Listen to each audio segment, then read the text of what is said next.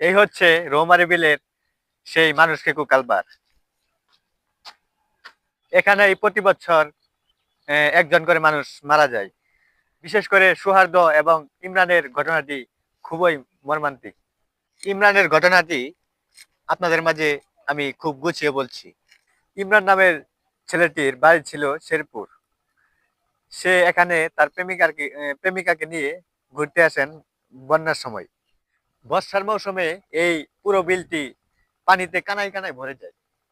সেই সময় 25 বছর বয়সী সেই ইমরান পানি ভরা বিলে ইমরান এই কালপার থেকে গোসল করার উদ্দেশ্যে এই কালপার থেকে ঝাঁপ দেয়, যদিও তার প্রেমিকা নিষেধ করেছিল গোসল না করার জন্য।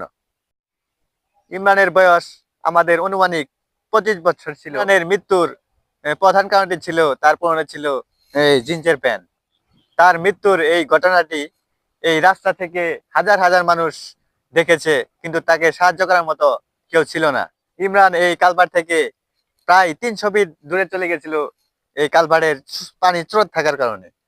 আমাদের চোখের সামনে সেই ইমরান সাঁতার কাটতে কাটতে তার শরীরে এনার্জিহীন হয়ে সে পানির নিচে চলে যায়। অবশেষে 2 দিন পরে ডুবুরিরা এসে তার লাশ উদ্ধার করে এই পানি থেকে। তো দর্শক বন্ধুরা, এই ছিল ইমরানের এই রৌমারী বিলে সেই স্মরণীয় মৃত্যুর কাহিনী।